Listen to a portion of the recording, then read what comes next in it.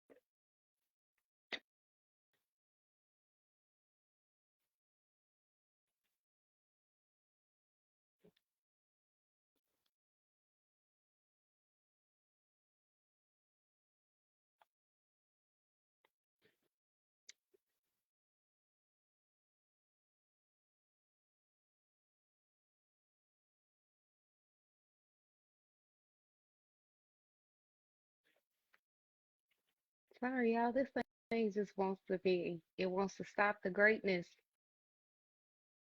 Hey everyone, we are relaunching so I can get my co-host to come in. Facebook is tripping and not letting me add her at the moment. ShonTa Nikole, send the request again. I tried to approve it. Why is my, why am I so magnified? I mean, I know I'm magnanimous, but Jesus.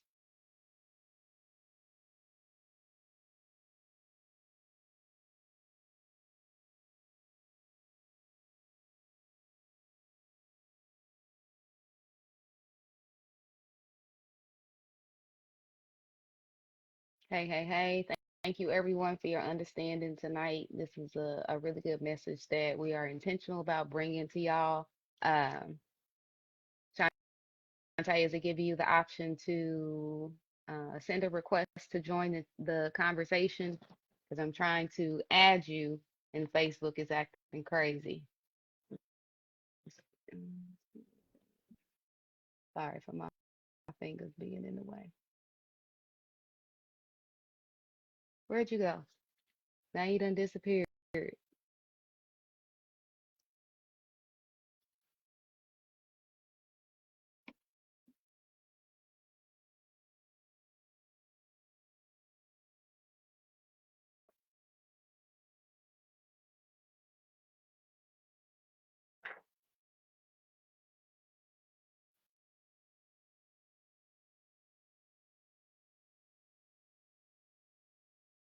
There we go. Aha! I just, Now there it is. We cooking with grease, I'm like, baby. come on. What is going on? I'm trying to figure out why, like, I'm sitting right here, right? And I look like I'm so big, but I'm super far back from where my phone actually is set up. So it's just like, I don't know. Today the universe want to do its own thing. But welcome to the podcast, girlfriend. Girl, this has been a struggle to get here. In more ways than one, right? Correct. In life, in real life, and then on this. Mhm. Okay, so let's go ahead. We didn't took enough time for technical difficulties and everything else. Let's go ahead and get this thing started. Let me set the room for everyone. First of all, let me say thank you to everyone who switched over from Instagram Live and YouTube to be able to watch this on Facebook Live. I'll figure out how to get the restream out to you guys so you can witness this greatness that's about to happen because it's gonna be great, y'all. Look at her smile. Like that's that. I'm ready. I'm just like, it's been crazy. I can't see, I mean, I can only see you. I can't see anybody else or who's in here, how many people are watching. I can't see anything. um. So if you, Ella, like I tell everybody every week, y'all coming into my real life. Don't nobody want to mess with me until I get on here between my dogs and my real child is just like, let me breathe. Are you on your phone? So I guess Mhm. my question is more so like, are the people that have, because I have people on my page that are asking, are they able to see this right now? Yeah, Because I'm live with you. Okay, yeah, then that's good. I yeah. can't see anything else. I'm Do here. you That's all I know got. who Dion Lewis is? I can't see anything. No, I'm asking, do you know who Dion Lewis is? Mm-mm. Is that one of your favorite? Well, okay. Hey, Dion, Hi, Dion. welcome, Do you see welcome to the Tanisha room. here? I don't. Tanisha, Chrissy.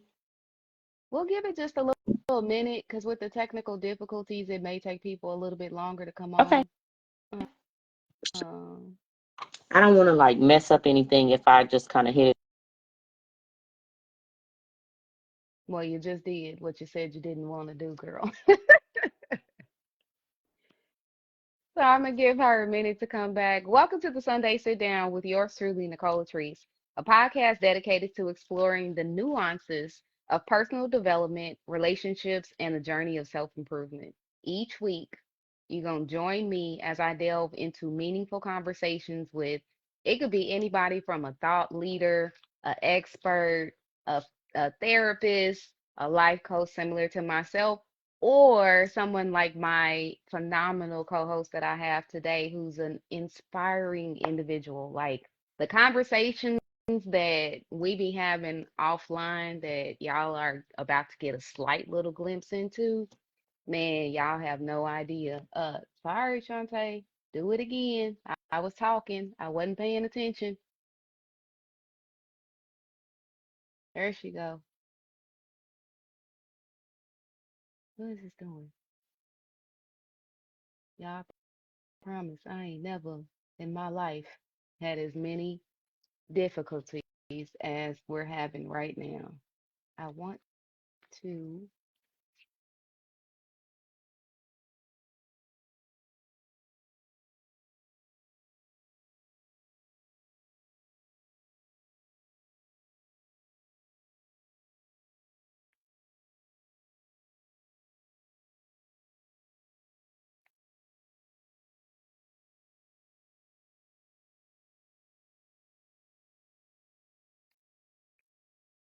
sorry, y'all. Like, okay, I think we cooking with grease now.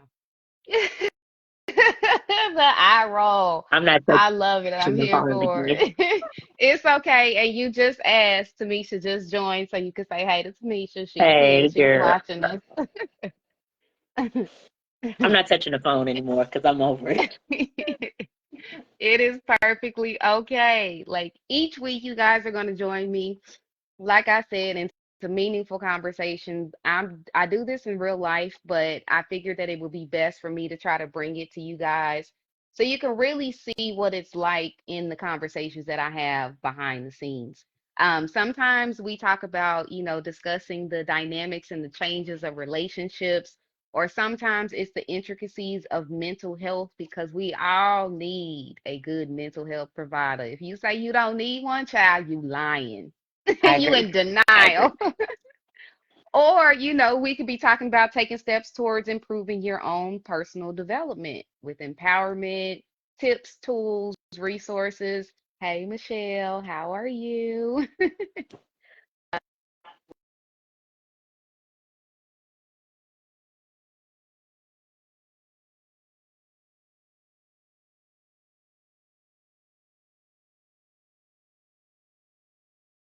Now, player, you should be watching the podcast right now. But the podcast aims to inspire, educate, and empower listeners and viewers to embrace growth and foster a deeper understanding of themselves and others. And I want to bring to the mic, to the screen, a phenomenal woman, a person who does not know that she is a source of inspiration for me just in everything that she's doing, the challenges that she has overcome. I call them challenges, not obstacles, because if you can knock them out the park like she has, they just challenges. This is just a little light work. So go ahead, dust your shoulders off, ma'am. Girl. And everybody, let's go ahead and welcome to the mic Miss ShonTa Nikole. Say hey to the people, lady. Hello, beautiful people. I can't see anybody, but I know y'all out there. Hello. Yes, yes, yes. So we had Chrissy Pittman who just joined. Julius has also joined us. Man, if you've never had a conversation with Julius, oh my God, like I love him. And this is just straight off a conversation. So definitely best believe we're gonna have to get him on here too to really give some of that. insight into trauma because he is a trauma specialist. Oh, So I'm super no. excited that he's watching it tonight. So without further ado, let's get into it. Go ahead and Come introduce the on. topic. This is something you want to talk about. Who childhood trauma? Let's talk about childhood trauma and how it affects relationships as an adult. Yes, ma'am. Yes, ma'am. So, who on here, and I need y'all to be open. I need you to be honest. I need you to be transparent. I need, like, this is a community. It's all love here, it's all free from judgment. But who in here either has before or has recently uncovered that there is some childhood trauma that they are still navigating and that they have been carrying that baggage with them throughout this point of their life? I'm gonna go ahead and raise my hand.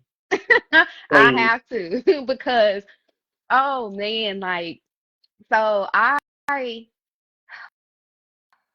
can I just say first and foremost, I want to throw 40 in the bag. Like just put it in the garbage, double bag it so nothing can leak out, and just take it straight to the landfill. Because this year alone, I have gone through so much that people don't even know 0.5% of what I've Mm-hmm. gone through. But the thing that is the most interesting is all of these changes that I'm now navigating are because 11-year-old Nicole decided to come to the front and center of my life and say, guess what? We felt abandoned up until this point, and we're 40 now. Ever since then, I look at every single relationship completely different, and every single relationship that I've been in has taken a L because 11-year-old Nicole decided to stand the F up and say, can somebody, anybody, everybody, please see me? I don't know what to do with it now. I feel like I'm growing up all over again. How about you?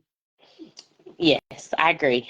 And based on my circumstances and the stuff that I have going on in my life right now, I thought that I had overcome some stuff from my childhood that, obviously I have not. It is still come up. It's still coming up, I'll say. So I see Tamisha said that she's doing her childhood trauma timeline, and then Shamia said she's currently in therapy. I probably should sign up again for it because I actually went for my marriage, separation at the time. And I mean, it didn't help me with that. It actually did help me with my, Your own stuff self. with my mother from my childhood. But somehow or another, those things are coming back up. Since I'm raising my niece, a lot of that stuff has come back up, honestly. And so, yeah, And trying to navigate all that. that Yeah, all that is interesting because I can relate to you. Like I started my own therapy journey because of my separation and my divorce and relocating 589 miles away from my kid. And then I can relate to Shamia for, the abandonment issues. But the crazy thing is, me and Shamia in real life are cousins.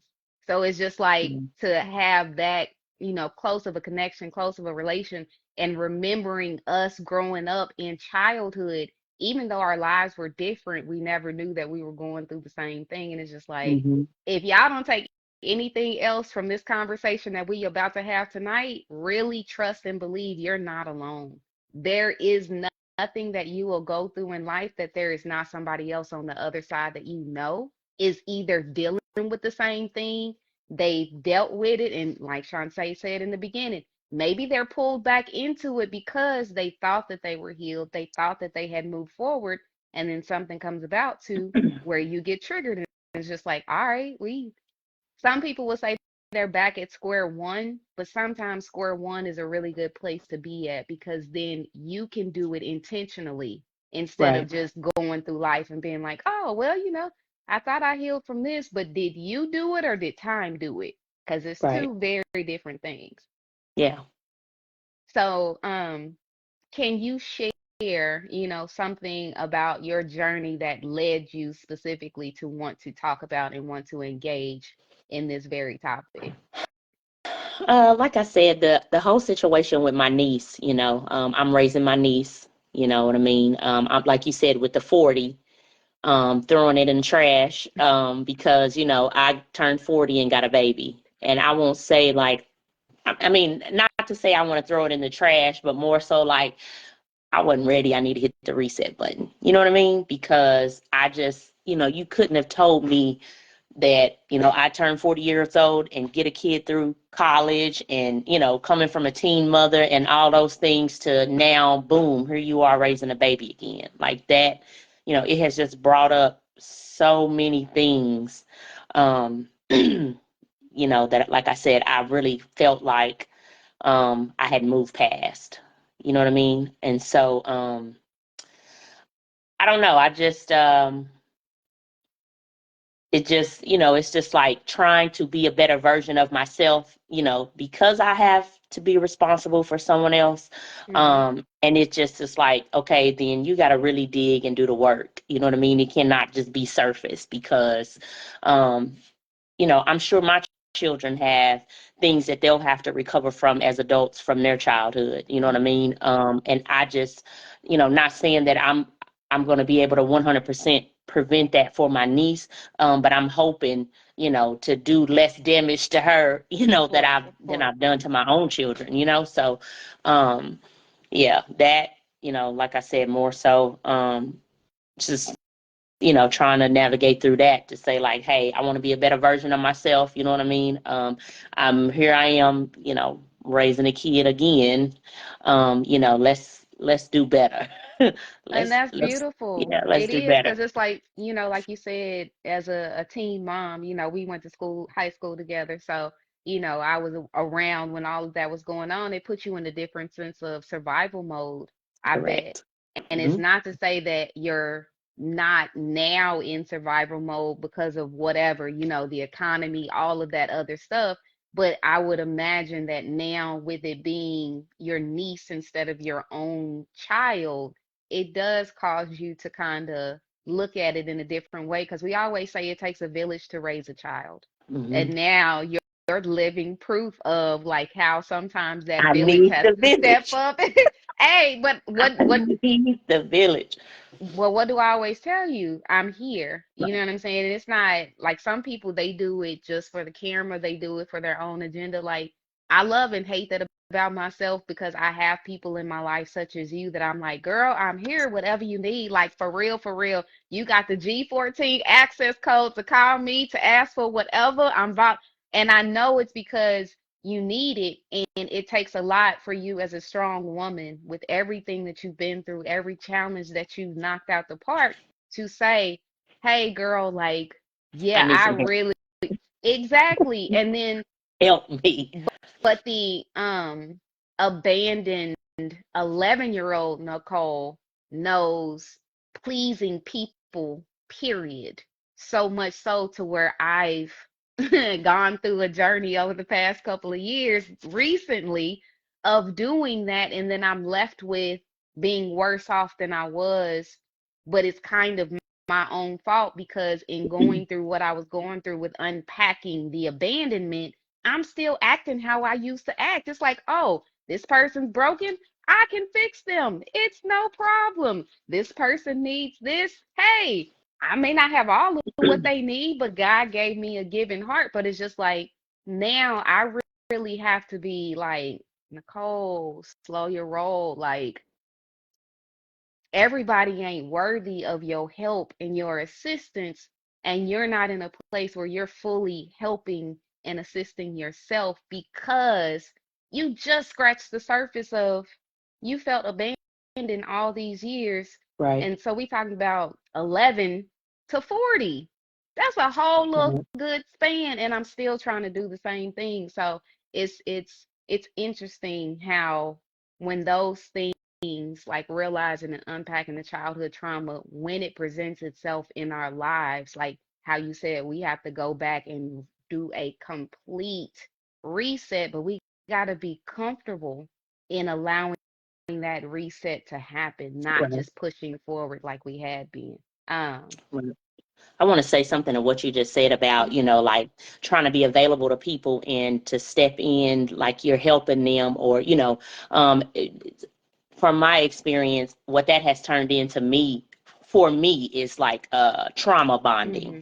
You know what I mean? Like, oh, you've been through this, I've been through this, and then you develop this bond, or you end up being in this relationship that's super duper Mm-hmm. unhealthy, you know what I mean? And so it's like I the scenario that I've used before, it'd be like, you come into this relationship, everybody got a suitcase, you show up with your suitcase, and then it's like, okay, I'm over here unpacking my suitcase and going through my stuff and sifting through little by little, and then you over here with your suitcase in the corner with a blanket on top of it, and you ain't opening it up. I mean, you know what I Hiding. mean? Mm-hmm. It just it turns into that, and then, like I said, the trauma bonding, where it's like, oh, um y'all are connected, or together bonding because you've been through this, you experienced that growing up. Oh, me too. Oh, you was abused and beat. Oh, me too. Oh, your mama left you. Oh, mine too. Oh, you know what I mean? And so Mm-hmm. it just, even that, I feel like, that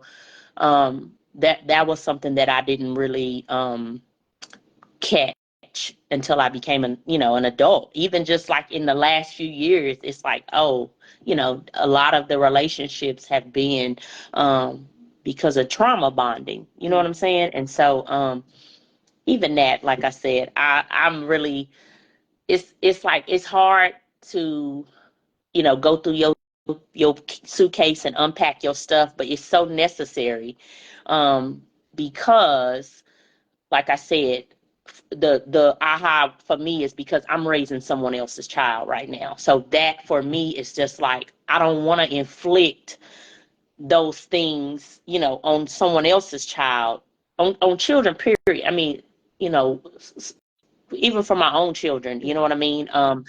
But I'm like, I gotta do a better, I gotta do a better job. You know what I mean? I want to not inflict as much on her, that I've inflicted on my own. So, yeah, that's one thing, definitely. And so what that does, or what that has done for me as an adult, it's like, I'm more guarded Mm-hmm. at this point. You know what Mm-hmm. I mean? After being in a few relationships, going through a separation, a divorce, it's just like, mm-mm.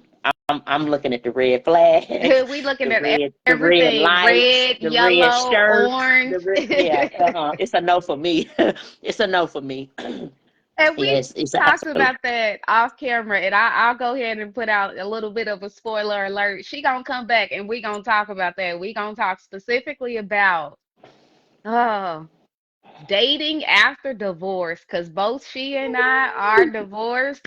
Our situations are, different, but nonetheless, like trying to navigate this space of who I am as the woman I'm becoming, right.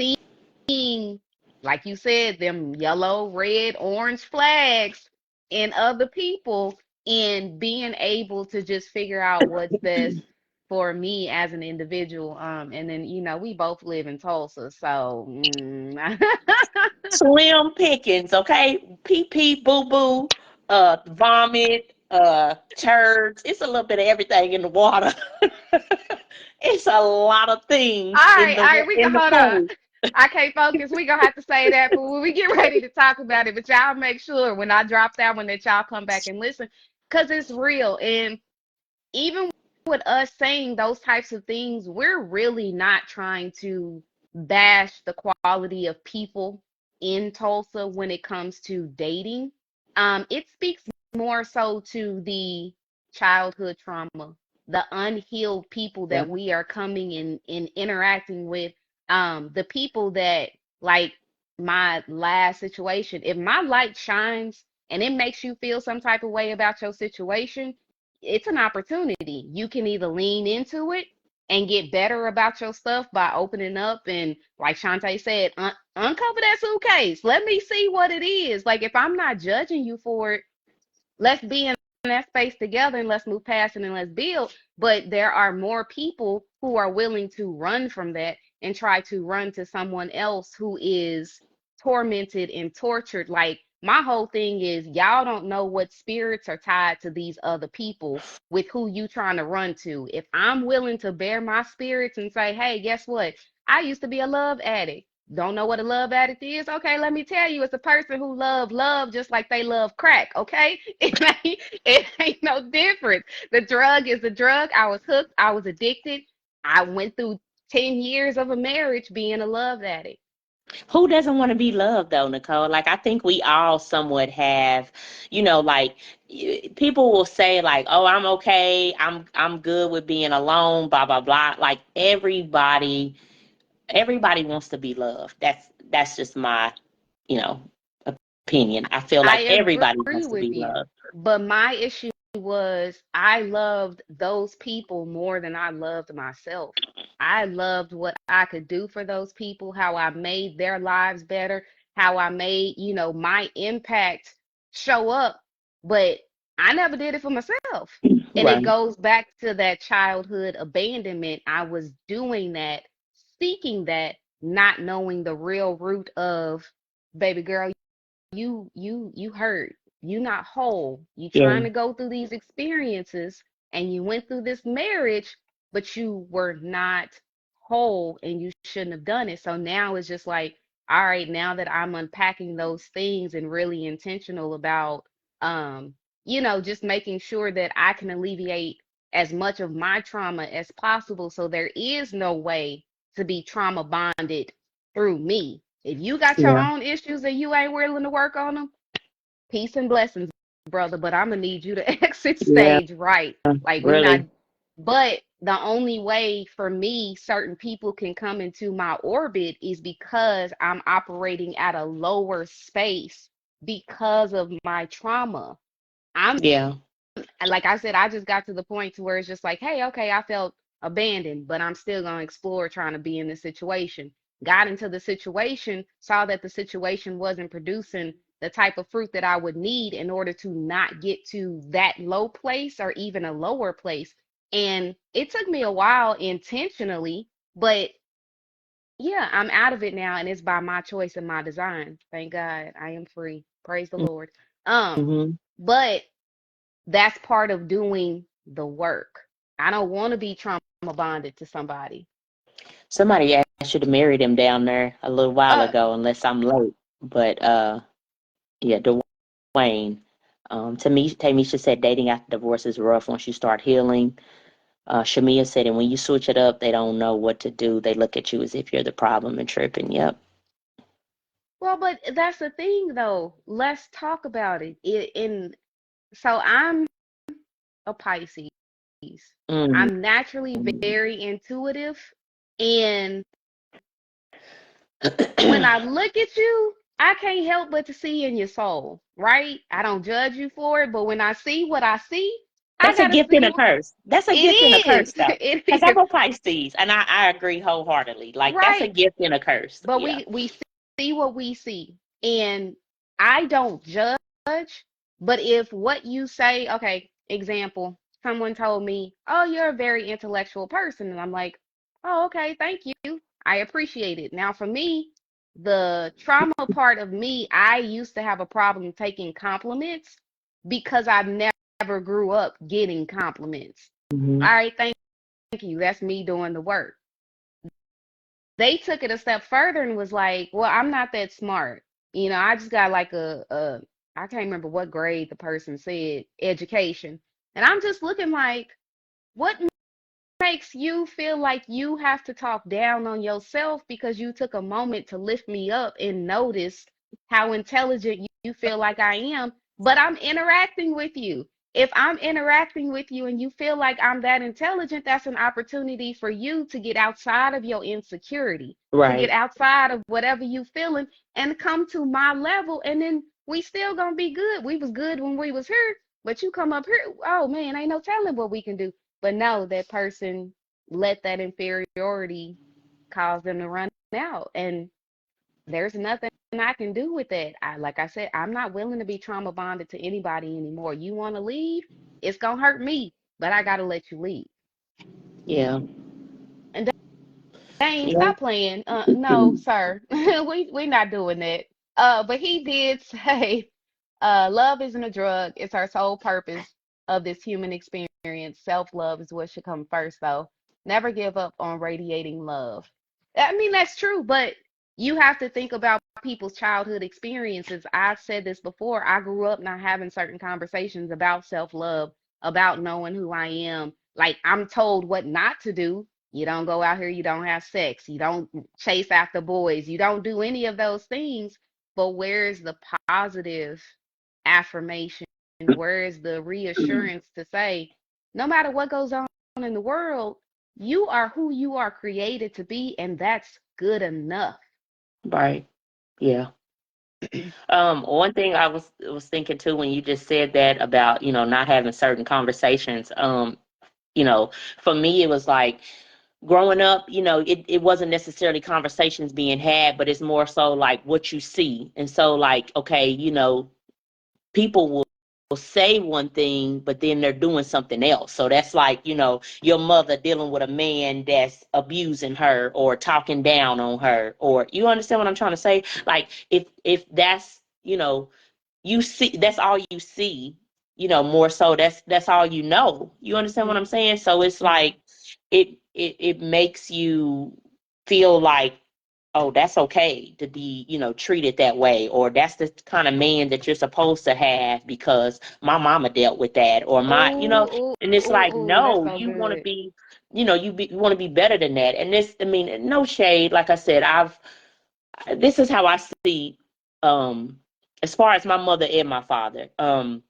I feel like they did the best that they knew how to do. You know what I'm saying? When you know better, Yeah. you do better. And they Hmm. did the best that they knew how, even based on what they went through as children, because I don't know all the ins and the outs, but it's like there were certain things that my mother did or I saw growing up that I felt like I'm not my kids, I'm not going to be, that kind of mother for my children, or I don't ever want, I remember thinking like, I don't ever want my children to feel that way about me. So, I'm going to make sure I do different, or at least try to do different or be different. You know what I'm saying? Like I said, we all have stuff that we, obviously need to heal from and have passed on to our children. um, but it's like I said, once you know better, you do better, and that's all you can do. Definitely Um, need to do the work though, all of us. I will agree with what you said. When you know better, you do better. But I think for a lot of us with the programming that we've had for so long, to a certain degree, that's still not enough because that puts us in a place of awareness. You know what I'm saying? Like that's one of those age-old adages that we hear all the time. It's like, oh, it sounds good, but how does that show up specifically for you? Because what someone else's situation is not my situation. Right, What I need to know better of and what I need to do better on, that takes active intention, that takes active work, and sometimes it will be presented in the form of the other people that are in your life. mhm, I But agree. for some people also, because it doesn't present in them, they don't give it the value that they need. It's just like, oh, like somebody could see you as a strong black woman, loving mother, now a bonus mom to your niece, like all these accomplishments that you have, but they have that external view of, oh, that's her. That ain't me, that ain't my situation. That ain't what I'm going through. But you can still take the gem of seeing this woman's life and hearing her Right, testimony and her experience and put it through the filter of your own right, life. Don't discount it. Don't disqualify it just because it ain't speaking to who you may have sleeping in the bed right next right, to you watching this video. Like, right, but there's still something that you can take from it. And I feel like for me, that is like my greatest joy of being able to have these conversations is I don't know it all. I ain't been through it all. I don't want to go through it all. But if I have people who are close to me that are having experiences and I can help by being a listening ear, I can be a confidant. I could be that, all right, like let me take off my earrings. Where he at? Nuck if you but like whatever those people need, if I can be that, that's what this human experience I feel is honestly supposed to be like. That's how I feel like you could show love to somebody through their trauma. But even right. saying that, if someone's not willing to deal with, address, acknowledge, work, do what it is that they really need to do Unpack to the suitcase. get that monkey off their back, No, Right. don't let that monkey come scratching your life up and be like, you know what? Because then they gonna get a temporary reprieve. It's just like um the parable of the spirits. You know what I'm saying? It's just like you can see somebody's house, and on the outside, they house can be looking nice, white picket fence, hedges is nice and clean, went like, but it could be spirits having a house party up in that person's life, up in that vessel of that person, and you join yourself with them, not knowing their traumas, not knowing their preferences, not knowing um sometimes the fool that they actually are, Yeah. and you engage with them, and then that spirit comes into your house, and it brings seven more with Because them. some stuff is generational. You know what I Hmm. mean? Some of that stuff sometimes is generational. I feel like that, was a big part of my marriage. And it was just, there were certain things on both of our parts. You know what I mean? There were some things that were just generational and it just more so took over. And it's just like, it's not really a whole lot you can do. You come to a place where it's like, um, you can't, it's it, that's it. That's why I said, unpacking your suitcase, from the beginning, and kind of trying to deal with those things even prior to joining yourself with somebody, because otherwise, um, it turns into a recipe That for disaster. that luggage get heavy. You can go from a small little carry-on to about 12 bags, like you moving out of the country, joining with somebody who is not where they need to be within their own trauma work. And it, it's interesting because you got in the relationship space. I don't care if it's an intimate relationship, a friendship, co-workers, whatever the case may be. When you first meet somebody, there is that sense of their representative. Their representative is that mask. Their representative is, like you said at the beginning of the conversation, that sheet that they are hiding what's in that actual suitcase. It is that falsehood of, no, just look right here. Don't worry about what's going on in the background. I need you to look right here because this is good. This is put together. This has money. This can provide for you. This Mm-hmm. can give you everything that you feel like you don't currently have, but can it really though? Because if you don't take the time to know your own trauma and how you need to get out of it, you don't know what someone else can provide for you. And when you get that provision from someone else, it can look good. That conversation can be nice. That time spent can be good. But when you're left to your own devices and you're left to your own self, that's when it's going to speak louder. It's just like, oh, okay, Hmm. now it becomes a drug. Now we want to start engaging with that person. Right. We want to start engaging with that behavior more so we don't have to feel like that. And that goes for, I know people who they drink. Now they don't, I know people who drink, and I know people who drink.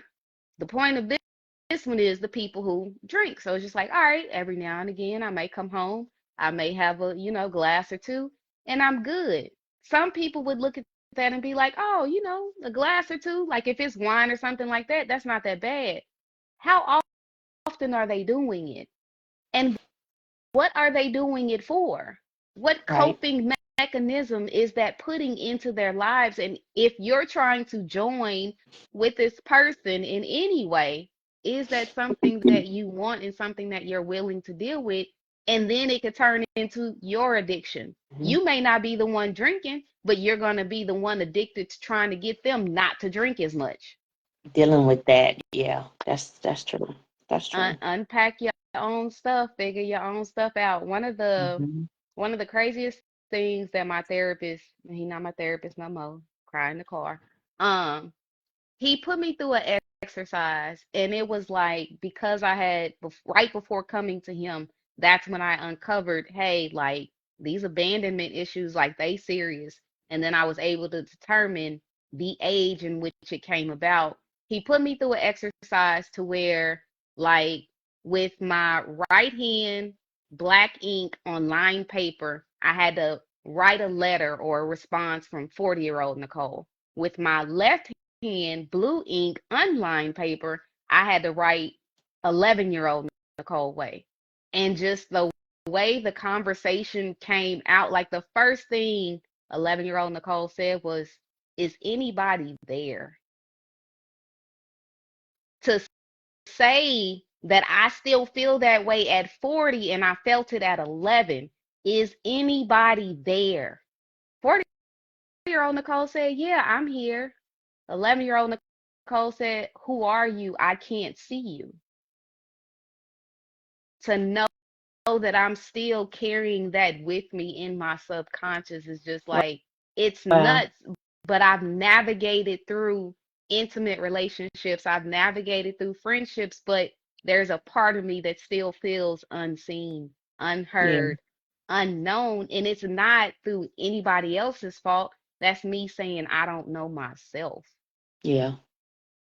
That's tough. That is. That's really tough. Wow. And as a lovey dovey Pisces, that is tough. Yeah. That's really tough. That is really, really tough. Wow. But it's all a part of the experience of, like you said, unpacking. Like you got to go Hmm. into you know how in a suitcase, you got like that zipper lining part. You got to unzip that and start looking in them crevices to make sure that there's All nothing of that. residual there. Yes. Like, and then if you not, like, start throwing stuff away. If that piece of clothing no longer fits you, up, all right, emotional imbalance. Yeah, I don't need you no more. Yeah. Like, unpacking is a whole process, and we take it for granted. Like, we think about it from a vacation aspect. It's just like, okay, I put certain clothes in here because I'm going on vacation. These are the things that I need on vacation. But the weather back where you live, the weather where you're going back to, is a whole different type of Yeah. environment. But you don't prepare for the weather that you're going back to when you go on vacation. So when it comes, Well, and another, go ahead. go ahead. I'm sorry. No, you good.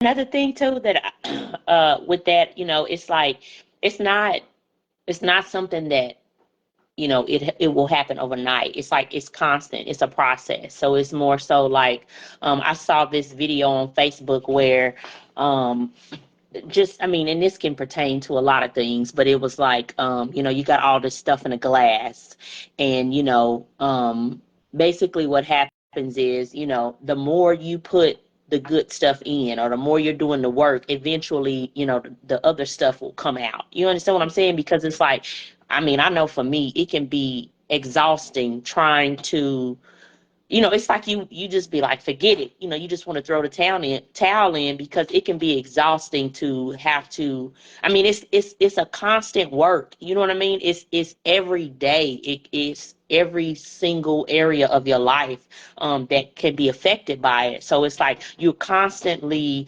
working to be better, to overcome those things. But it's more so like you just keep walking, you're doing the work, you putting the good stuff in, doing the research and going to therapy and stuff. And eventually you'll look up and a lot of that stuff will fall off, or it'll be then fell off. You know what I mean? And so that's the one thing for me, because I just, I'm like, oh, I didn't think that I was still, in that space. Or like I Right. said, with I mean, and this whole, like you said about turning 40, um, this whole experience for me Man. is like, it's just not even, I remember last year thinking like, what's getting ready to go on at 40, like this Yes. is what my daughter finna graduate. I'm gonna, I just was like, I'm gonna be on the beach with a fruity drink, and I'm gonna be, I mean, but that has not been. And it's like, like I said, me and my cousin have talked about this, like, the Lord really has a sense of humor, because you turn 40 and you get a baby. No, that don't sound right. You know what I mean? But I mean, it has been, I know, and the people that know me and has been a part of my life and this journey, just since I turned 40, I'm a ball of emotions Mhm. anyway, but I have really been, more so. But it's just like, it has been the most happy, sad, up, Emotional roller down. coaster. Oh my God. I mean, it's just like it has been all over the place. You know what I mean? But I know um there are certain things. It's like when things are happening to me more so now, it's like um I might cry a little bit, get on. It's just like I'm not gonna say like I'm emotionless, but I feel like I am affected by things a little less Mm-hmm. than what I used to be as far as, the emotional and that kind of stuff. But like I said, this particular season that I'm in right now, it has just brought a lot more things to the surface for me, as far as my childhood. Even things like I talk to my auntie a lot, my cousin, even things that I have not discussed with them. You know what I mean?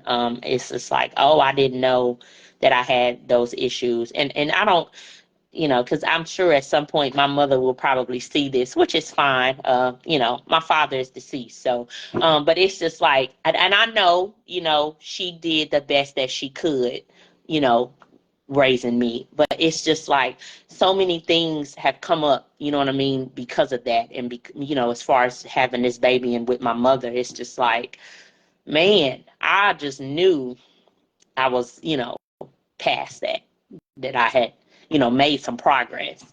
Um, it just, it's like, wow, it just, you don't think that still have the issues that you have sometime, but.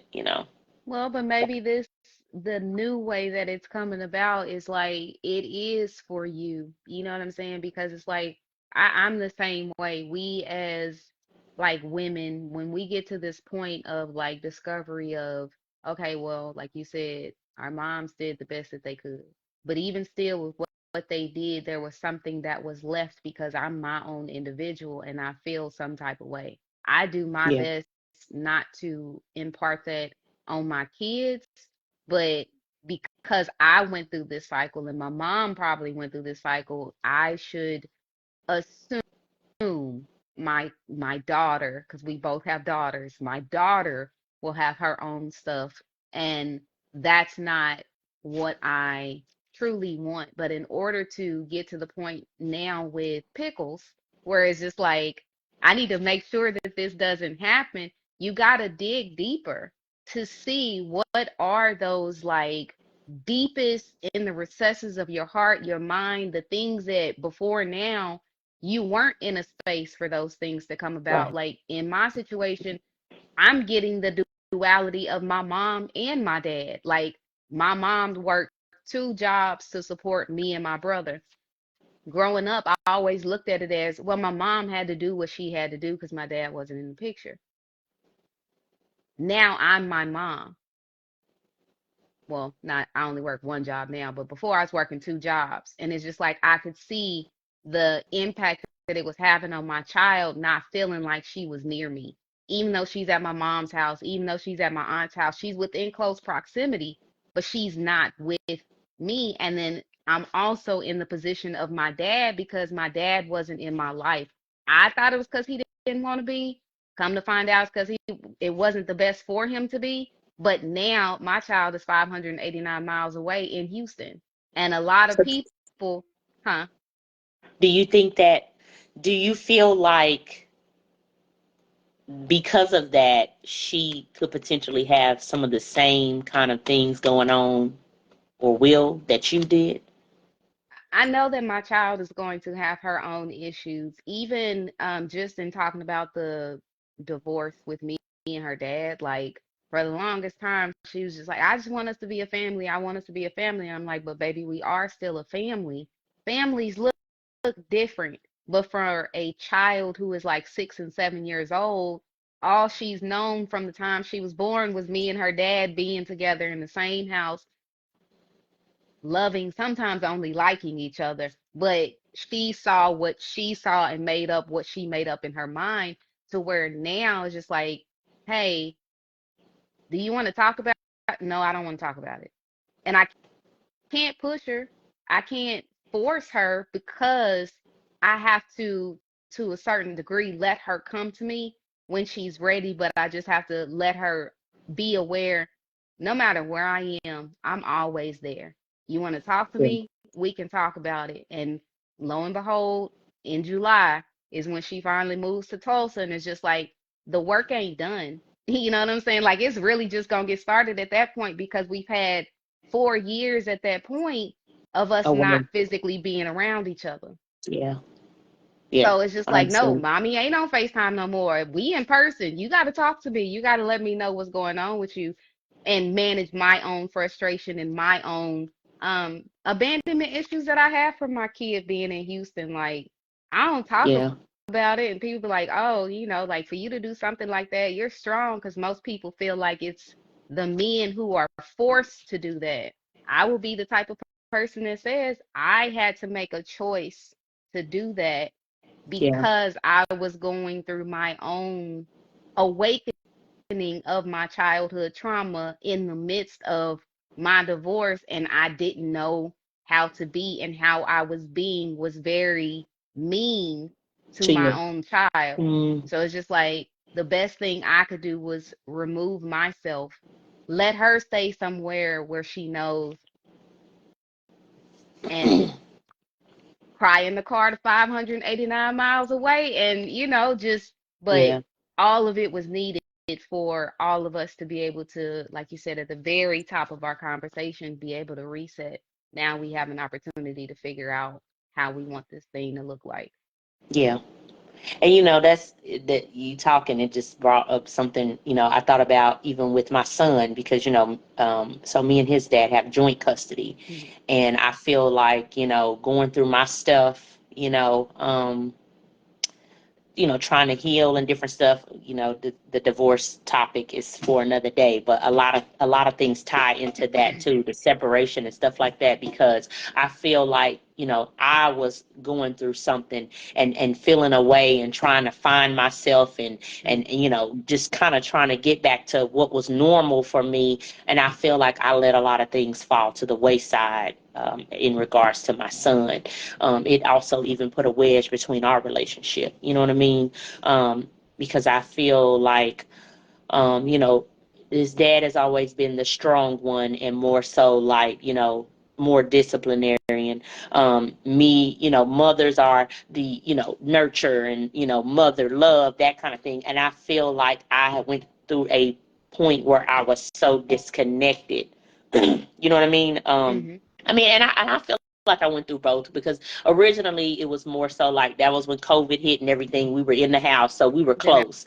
But have a then, choice. Yeah. yeah, but then I got to a place where it was like, okay, I feel like I emotionally disconnected.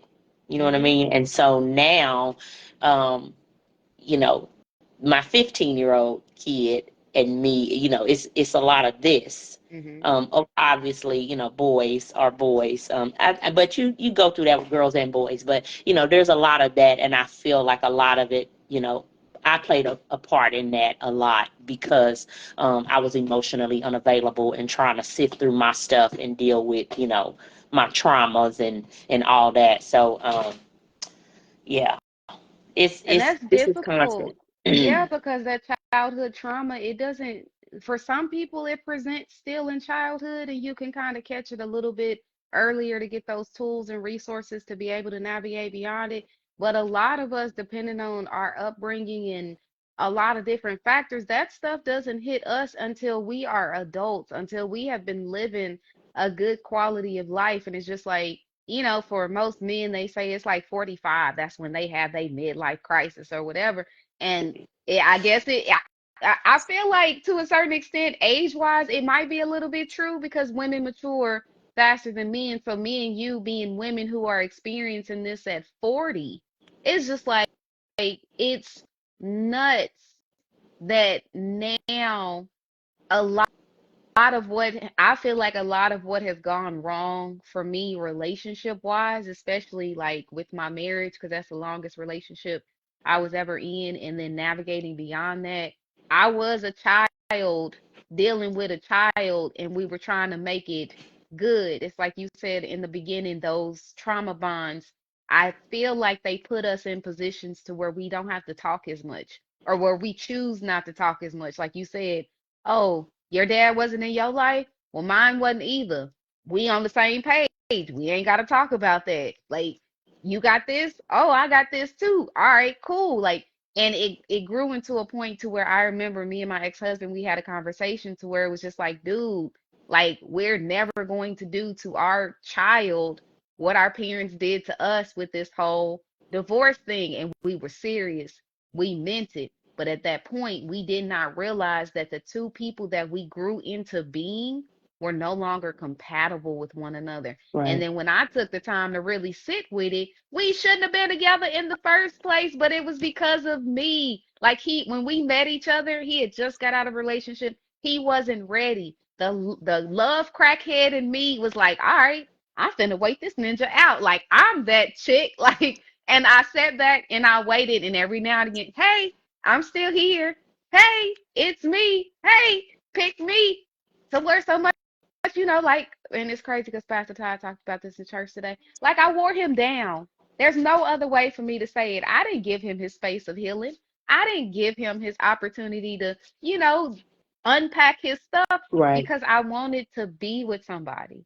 And we built a Yeah. whole lot of life. We, had a kid, we had cars, we built a house. Like it was good, but it was still built on this false sense of Y'all didn't we're unpack the not bags. we're not broken. You know what I'm saying? Like, yeah, nah. And I mean, it kind of is what it is now, but I'm still appreciative of it because it puts me in a space to have different conversations with my daughter. Like, hey, yeah, you might be 11, but this friend that you got, if this friend ain't in alignment with you, you better. Yeah. I can't say a friend name on here because her parents might be watching, but yeah, you better kick that little girl to the curb because we not doing none of that because I see the influence of all the people, like her little friends that are in her life, and she be calling me bruh, and she be doing that sheesh, and I'm just like, girl, you are only 11, like Bring it you can, down. right, or let's Yeah. talk about it. Why do you feel like you can be influenced by these things? Why do they matter? But you won't talk to me about how you feel about, our relationship. I asked my daughter, I said, over the summer, I said, hey, how do you want our relationship to look like when you come? And I mean, she's excited to come. She still won't answer that question. And I'm like, why won't you answer the question? Because I need to know what you want your life to look like here with me. I don't want to be a warden. I don't want to be a dictator. I don't want to be like all the time, Layla, do this, do that. I want you to be able to have fun. I want you to be able to have your experiences, but I need to know what it is that you want your life to look like because you only Yeah. got one of them. Maybe the wording for that, because she's only 11, you know what I mean? Like maybe, maybe make it a little more age appropriate. I can't think right off the top of my head of a way to put that, but it's probably not age appropriate for her. You know what I'm Well, trying to we say? we have like lists that we do of Oh, like okay. fun things, but when I don't know if it's because of the limited amount of time that we get like over the summer and my previous work schedule and stuff like that, but we never get to the list. And I mean, girl, we done had digging for crystals on the list for the past 2 years, like, just really good stuff that she would like to do, but when she's in the moment it doesn't come up. And I know it doesn't come up for me. That's my fault because I'm working so much. But I think we got a glimpse of it when she was here for Thanksgiving because she was like, Mom, can we go see the lights at Rima? And I'm like, girl, you remember that? We did that like 2 years ago. And she was like, yeah, but I liked it. And I'm like, yeah, we could see. And so I'm driving out to Broken Arrow last Saturday, and she starts to see the lights, and she's like, "Oh my God, Mom, thank you!" Like, and I'm just like, "All right, Nicole, mental note. Those little Are things mean more to her important. than trying to do, let's go camp somewhere and dig for crystals. Just like, nah, She just, just want just to see the lights. right." Yeah. And Yeah. she just wants to be around me. So, like just navigating through, like we talked about, realizing that she may have some childhood traumas or whatever, but also respecting the space of letting her bring that to me whenever she's ready. But I just don't want to feel like she's hiding it. You know what I'm saying? If that Yeah. suitcase is back there and you need to unpack it, yes, Yeah. Michelle. Michelle, she Um, made a comment just earlier about, how do you do both, sift and be available? And I just feel like for me, what I'm learning, because again, this whole I mean, this whole situation, I mean, it literally, it's just for every area in my life. Like I feel like I didn't have a lot of patience before. Hmm. I still struggle in that area a lot, but even with this, it has taught me to have, more patience. Because I mean, what can you do when you go to the grocery store with a baby and you got all these groceries in a basket, then your baby have a bowel movement and you got to go change your baby and put your Yep. I mean, you don't have a choice but to stop in that, you know what I mean, and just be in that moment and be Hmm. present in that moment. And so that for me, like, I'm learning to have patience. So to answer that, Michelle, it's just more so like, sometimes you just have to just, it's like we have an agenda, but you don't get to go with that. You just kind of have to go with the flow. Like, okay, you say this, but God, this is how He's saying this is gonna go, and you just gotta kind of go with that. You know what I mean? It's not always like, you want to be on time, or you gotta handle it this way, or it's gonna go this way. Plan map the, A B Yeah. C. It might go AEFB. I mean, you know what I mean? You just. So for me, that's what I'm learning. It's just like it's out of my hands. It's out of my control. I'm just trying to, be okay with how it's going and go with the flow. So, Okay, I like that. And for yeah. me, I'd say mine is carving out the time to sit in it. Because it's a whole lot of stuff. Even though I'd like to think I'm emotionally mature. I like to think that I am in tune with my emotions. Sometimes being those two things, when you gotta sit in some stuff, you be like that little kid who can't be still because you trying to get up out of your seat every 2 seconds. But for me and where it is that I'm going and what I need to feel all the things that I don't naturally let myself feel because before I would transfer them, not negatively, but into experiences with other people. So it's just like, oh, I could feel sad. Let me go play with my kid. Playing with my kid make me happy. It's not gonna make me feel sad. I'm running from that feeling that I need to feel because I have something else to Sitting do in that. that.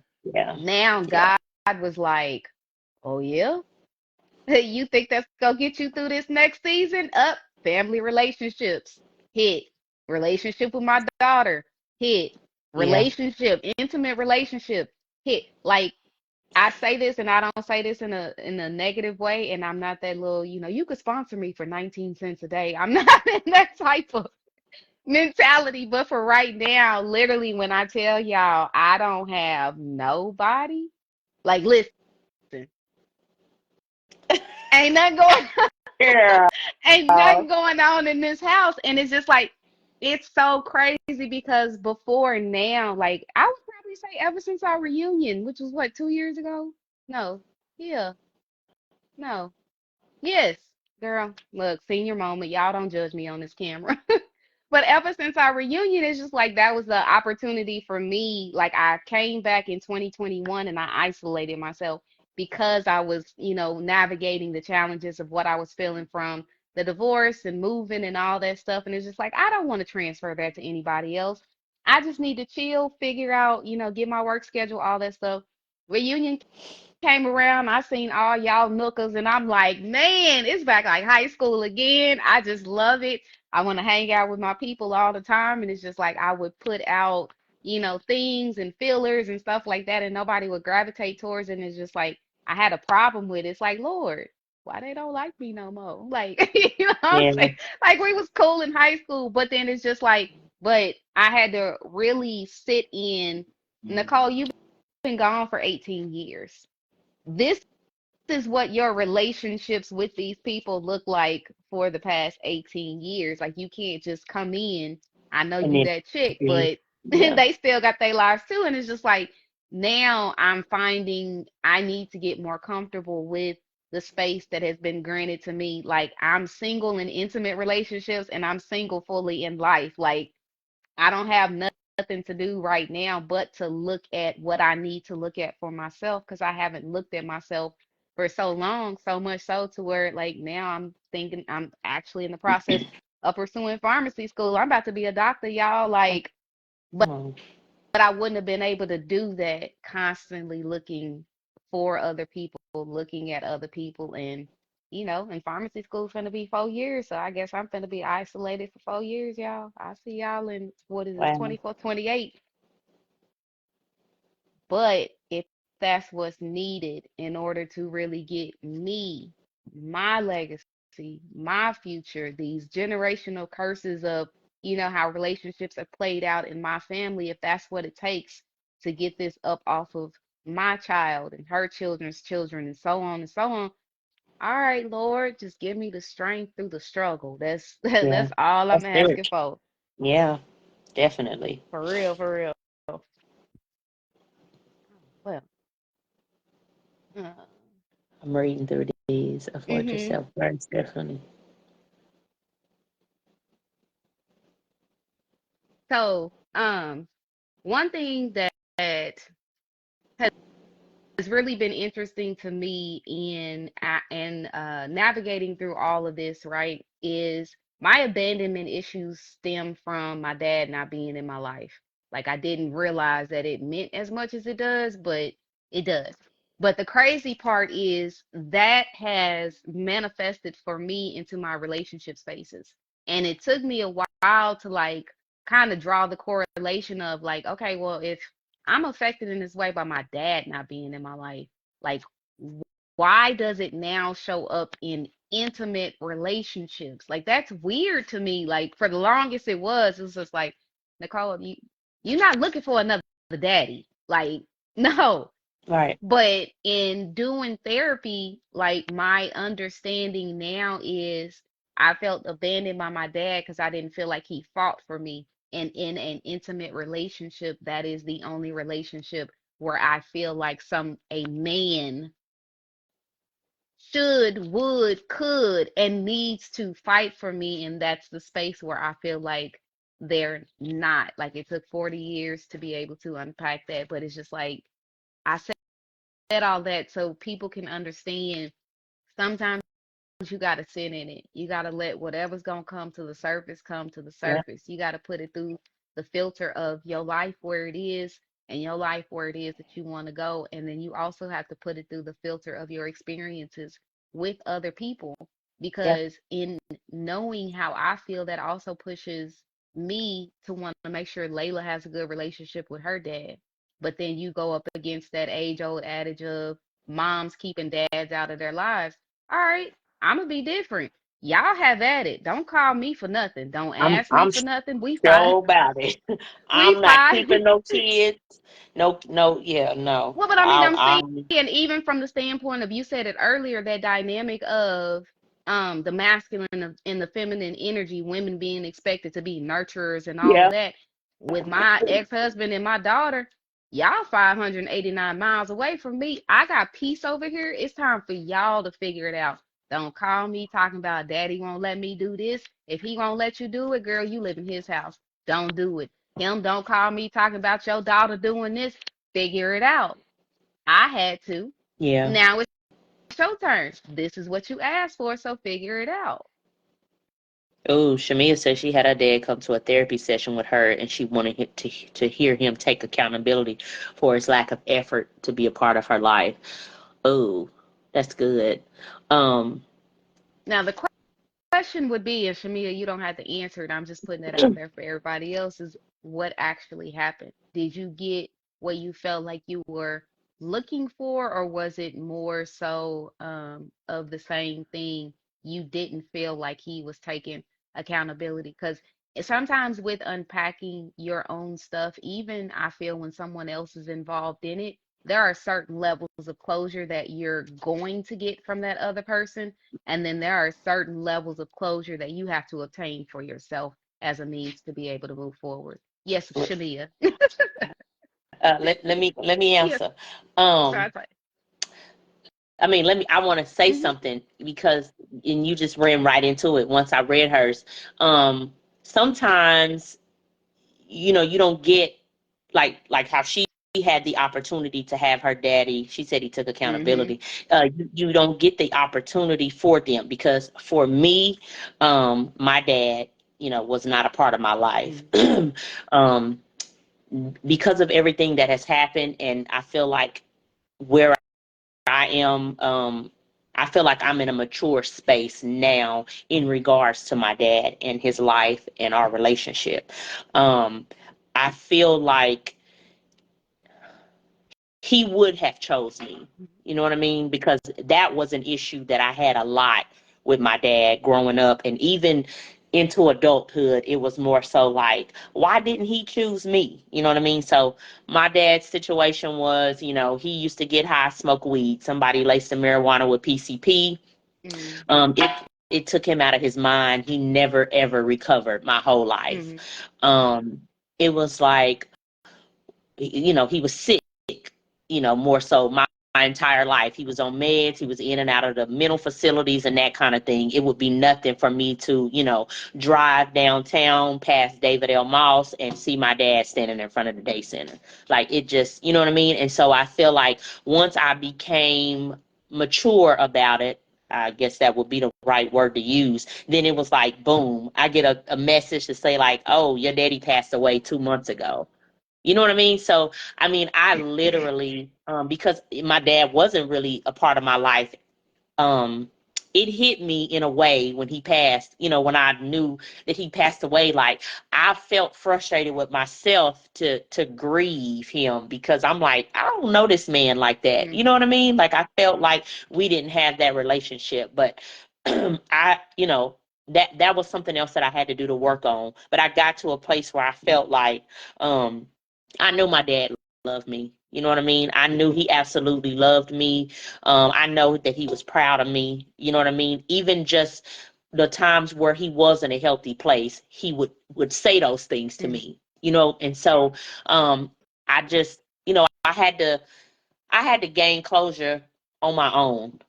From Christ, and just kind of like you said, sitting in those emotions and going through that, um, because I will never get the conversation with him, or the why. Why did you continue to be on drugs, or why didn't you ever stay on your meds so that you could be a part of my life? Like, I'll never get that, you know what I mean, from him. I just had to get to a place where it was just like, okay, Shantae, you know, let's look at the facts. Here's what happened. This is what it is. And I chose to say, like, if my dad could have been in a different space to choose me and be healthy, mentally and that kind of thing, he would have chose me. I know that. And so I I just want just, to hug you because we got the same like kind of thing. Yeah, my dad wasn't in my life growing up, and then we reconnected a little bit starting when I was in college. And I'm like, I'm an adult, you know what I'm saying? It's just like, all right, like cool, we can communicate, but I'm not really into feeling too much. And then I remember when I was pregnant with Layla, and I had to tell him, and it's just like it's still that little girl of, hey, like dad, like you're about to be a grandfather, and my dad is a preacher, or he was a preacher, and it's just like PK kid, like daddy, I'm pregnant, like, and I'm an adult, I'm like in my 30s, and I'm still tripping. But then he ended up dying before Layla was born, and it's just like all that time that we could have been doing something different. Like I didn't it's just crazy. I didn't know any different. It affected me, but I still could have talked to my dad more. I still could have, at least been open to receiving his energy and getting from it what I needed well, I didn't know it was going to be a short amount of time, but then it was just like he's gone, and it's just like, all right, Nicole, what are you going to do now? Are you going to continue to hold on to the childhood hurt, childhood trauma, the absence or of, move forward. are you You know, going to move forward? Like, and that's what Tamika uh, just said. Her therapist said she said her mother's deceased and I never met my father. I felt like I was robbed. I'm getting accountability and closure. You got to do the work on your own. you have to, because even though that has happened, that does not mean that that is who you are. That does not mean that that is all your life is going to shape up to be if you don't allow it. If you know what that lack feels like, find a way to do the opposite. So like if you have your own children, pour into your children so they don't feel the lack. It's like when you pour into a cup that is so pure, that is so ready to receive, such as children, you don't feel like it's for nothing. And you do get to see the impact of what your pouring does. If you need to pour into yourself, find those self love things that just like genuinely make you happy. I found Swing Out, and I keep telling you, and I told Shantae too, you done with your surgery, girl. You can come to class now. I am putting out a personal invite Talking to to me? everyone. Yes, Shantae. Look, my excuse for everything now be like, I got a little baby. Look, I understand. We gonna figure it out. But I say all that because it makes me happy. And even if someone is to engage in it for just one time, learning the steps. If it makes you happy, it makes you happy. If it Okay. doesn't, it doesn't. But sometimes maybe my joy in being in class and doing all the spin moves and fancy footwork be like, dang, I want to get to where she at with her level of happiness when it comes to this. This may not be my thing, but I need to go out and find the thing Fine. that makes me happy. Yeah. And it don't always have to be in another person. Like, That's true. And I think that's the space that I'm in right now, trying to find that and figure that out for Shantae. You know hmm what I mean? Like, okay, I've been a mama. I mean, I'm still a mother, but I didn't raise some kids, one grown, one almost there. I mean, it's just like, and again, like I keep going back to what you said about turning 40, because in my mind, before that, I had all of these things. It's like, oh, I'm gonna do some stuff for Shantae. hmm I'm gonna see who Shantae is. I'm gonna learn Shantae. Right. And it was just like, that didn't really, it didn't go like that. So, It did. It's just in a different way. It ain't how you expected it to go. You can't tell me. You just said you're learning patience. I am. You knew before, Yeah, okay, but you yeah. knew before that your patience meter was probably Mhm, about that big. mhm. Very Now, with small. the experiences that you've gone through, it's grown. You like the patience Grinch. That's what I'm gonna call you. Your little patience done grown a little bit, at a little bit, at a little Yeah. bit, No, it's and it's it's actually growing though, because like I said before, when there have been certain situations. Again, pickles is, pickles, pickles, pickles. That, it's those situations, being in the middle of the store with a baby by yourself, and you gotta, or you gotta crawl in the back seat because your baby need a hmm bottle at that moment, and you trying to get home because it's getting dark, and you want to get a meal ready and get in the tub, and you just, you can't do those things. So, but I definitely, I feel like I'm in a space of learning, what's for Shantae. What, like you said, being in a spin class or dance out, like I want to do something or be able to have something for myself that brings me that kind of joy. You know what I mean? So, Definitely. And I mean, sometimes like it could be getting together with a girl, one of your girlfriends or two, and hmm just, hey, I don't want to talk about nothing, baby. What y'all got going on? Like, yeah, yeah. And you that's know, that's true, because me and a friend of mine yesterday, we went out. I still had pickles, but we had to go out and exchange some stuff and do some swapping and stuff like that. And it was just good to be in adult presence mhm. and just kind of hang out, even though, I had pickles. But it felt good to just kind of be in that space and just kind of still get some girl talk, and pass the baby back and forth, and just kind of, I felt like I needed that. You know what I mean? Yeah, So, because you still got to have that balance. Like, hmm for us as women, our lives are naturally imbalanced, I feel, with how we give so much of ourselves to everyone else yeah, around us. And I mean, there are some guys that are like that, but I think that was a part of God's design. And it's just like, as we get older and as life starts to change and stuff like that, like, we have to start looking at what it is that we want before we're fully closer to being out of that position of,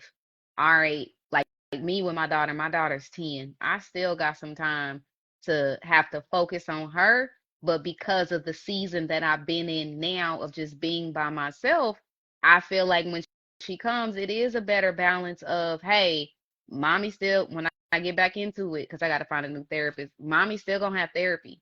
When therapy's going on, it's my time. You stay in your room you do whatever you gonna do. By that time, I hope to have my house. Hey, you need to go out in the yard. I need you out the house. I need all this Right. space to myself. Or my dance class, like she's gotten into it, and I want that to be one of the things that we do together. But I'm not going to um make my experience less than. What I mean by that is, all right, Layla, every Thursday is dance class. If you go, well, you're gonna have to go.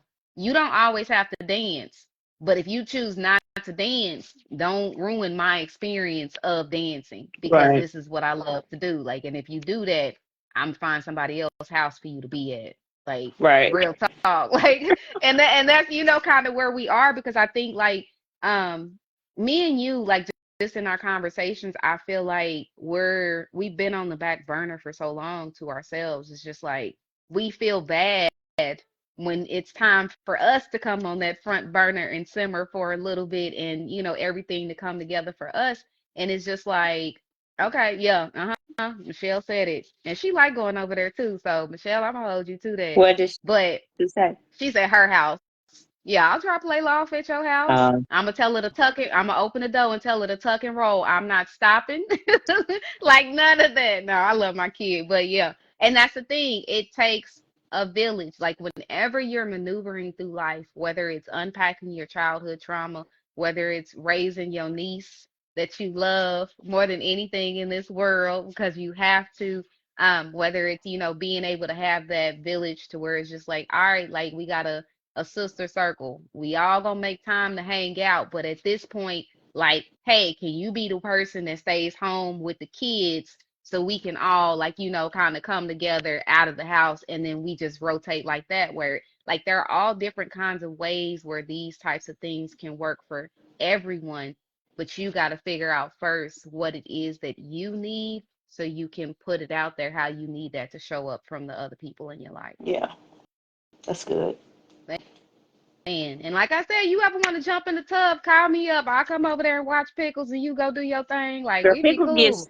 Pickle gets strapped in the car seat now and get on the floor in the hallway in the car Hey, seat because you don't I'm need all like, of that. Pickle, I Look, need to wash my parts. my So, my schedule is different now. So it's just like, yeah, call me up. Like she came to me the first time I came over there, and you was like, she don't go to nobody. Guess what? She came to me. So yeah, yeah, whatever you need, I'm here. And just any of our other people that are watching on this, like I said in the very beginning, our intention by coming together and joining and having this conversation is so people can see what it's like in real life, like behind the scenes of what people are going through, what it looks like to rally behind someone, what it looks like to offer genuine support, kindness, love, like in high school, if y'all don't know me and ShonTa, we weren't the best of friends. We didn't hardly talk to each other. We knew people in the same circles and stuff like that, but it was just like our paths never crossed like they have now. And now that us two have come together, not just on this platform, but in life and in some business, like business. y'all better watch out. Like It's we ain't nothing slowly to play coming. with. It's slowly coming. And one thing about me, I'm sure you have learned this about me, Nikole, but it's like I do a lot of kicking and screaming, like I don't want to, no, But it's necessary. I mean, I was kicking my feet today because I've been in the house all day doing laundry and just kind of trying to reset for the week and stuff. And when I looked at the clock, I'm like, it's 4:30. It's 5 o'clock. It's 5:30. I'm like, I don't want to do this. I'm tired. I don't have no babysitter. I started calling my auntie. I'm like, Clara ain't gonna be quiet in the background. I got to do this, But I mean, I feel good. I'm glad, that we able to have this space, this platform, and do this. Oh, girl, Definitely. I tell people all the time, y'all are coming into my real life. Like, this is literally what it looked like. If y'all hear my dogs whining, barking, scratching, if you see the camera shaking, it's probably because one of them up against the table. Mhm. Like, this is what it is, but this is also what people need to see. It ain't always going to be perfect. It Yeah, ain't always going to definitely. be lights, camera, action. Like, if y'all could see my bootleg setup for this computer right now, y'all be like, Nikole. My But it works. my laptop didn't even work out. I'm sitting here with my phone propped against it because it just didn't do. what I needed it to do. So Well, we here right now. So as we wrap up, Shantae, what would be your parting words to our listeners today as we unpacked and had this real good conversation about how childhood trauma affects us and our relationships later in life? I saw somebody post this here in the comments, and I think it was what is her name? Carrie. Carrie posted it about just having some grace for yourself. You know what I mean? Like everybody, no matter how good it looks on the surface, no matter how well put together they look, like everybody is going through something. They're carrying something. Mm-hmm. Um, and so, more than anything, it's like give some grace, because you want God to have some grace for you, and you want people to give you grace also. But it's like, give yourself some grace. You know what I mean?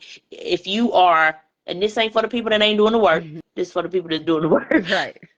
Just give yourself some grace. You know what I mean? Like we tend to be our hardest critic. We be the hardest on ourselves, feeling like we want to be in a space or be further along than we are. But if you are doing the work, some of us is moving at a turtle speed, and then others is, it just it's your race, it's your life. But definitely just give yourself some grace, have some grace for yourself and for other people, because you know this life is real. Life, it's going on and it's happening. And so just have some grace for yourself. Amen. Yeah, I agree. And I will go so far as to say, like you said, if you are anyone that is like the both of us and other people that are here watching, if you're actively engaging in doing the work, stop pouring from your cup because you don't know what you got left in your cup to actually pour into other people. You don't know actually what you're pouring from your cup when you're in the process of active healing and active shadow work, going through all your releasing all your trauma and stuff like that. Like, take a moment, stop pouring. I'm not saying stop doing it forever, but stop pouring right now. Because for a lot of us, when we're actively engaging in doing the work and we pour and our cup runs empty, that's not what it was designed for. I saw a post on Instagram, I think 2 days ago, when we we are doing the work, we are being poured into.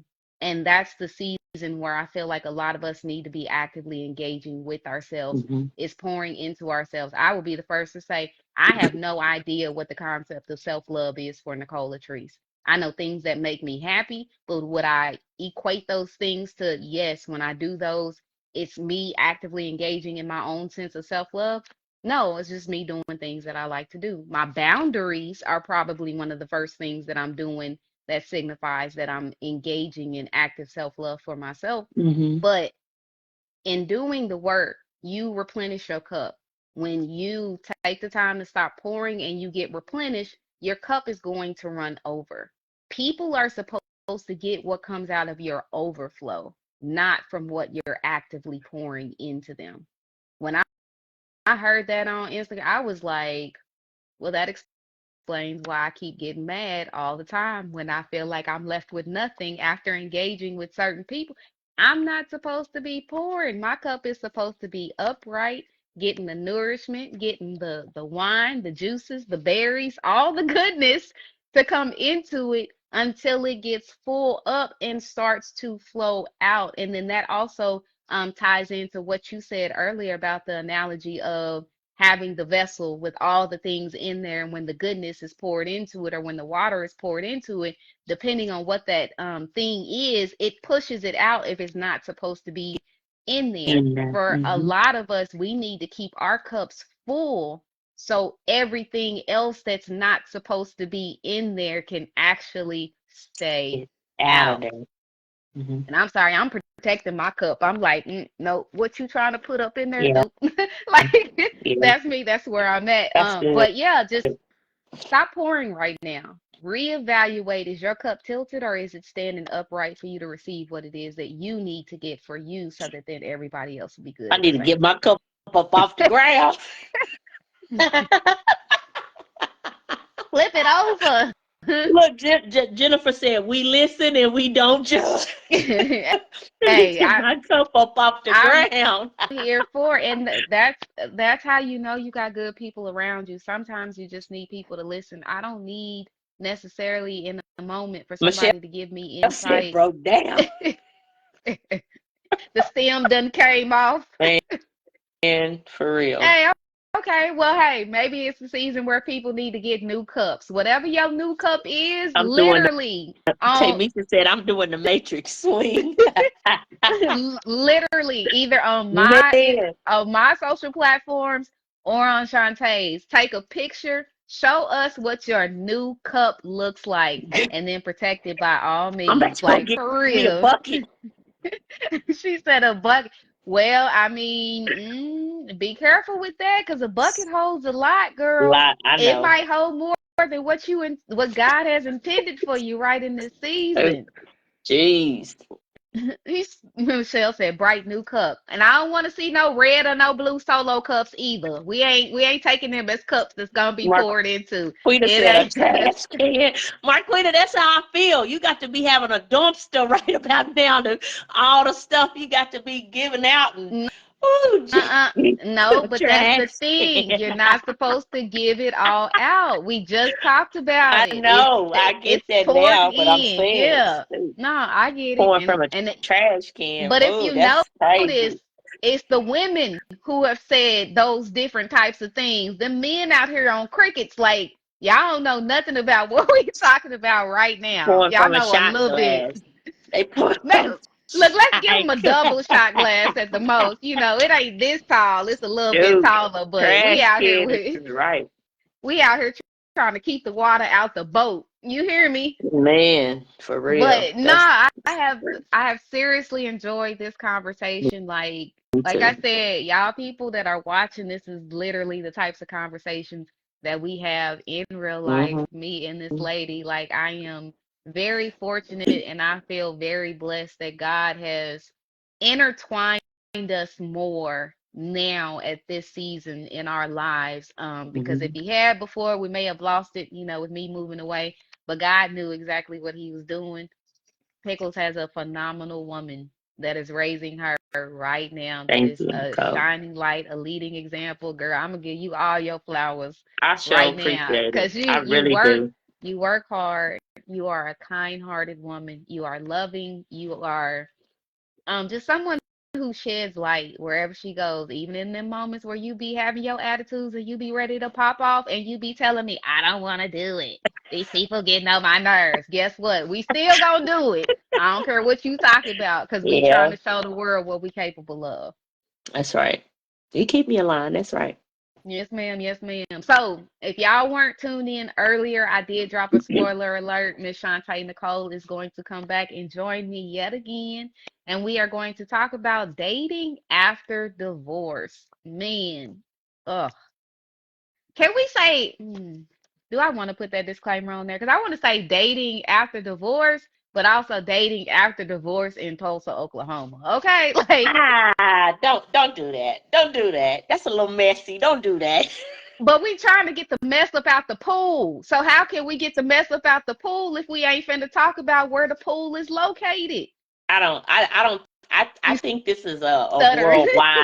this is worldwide epidemic. So let's Well, just not make let's not centralize this. Let's just talk about after divorce. dating after divorce, or even just dating in general. I think a lot of things could kind of funnel up under there. Let's not just say um, dating after divorce in Tulsa at 40. Let's just kind of. Okay, then let's do that. Dating after divorce and after 40. That's good. I'm with All that. right, cool. I, All I'll, right, I'll cool. agree Cause to that. yeah, Jennifer said no dating. Dating is transactional. Courting is needed again. Mm. Everybody don't know how to court though. So it's Come just on, that's like, old people talk right there. hey, that's Got to like be you ain't never courting. gonna leave me, right? I may not like you. We may be sleeping in two separate twin beds because I snore all the time. We but baby, we gonna be in the same house, okay? Come on.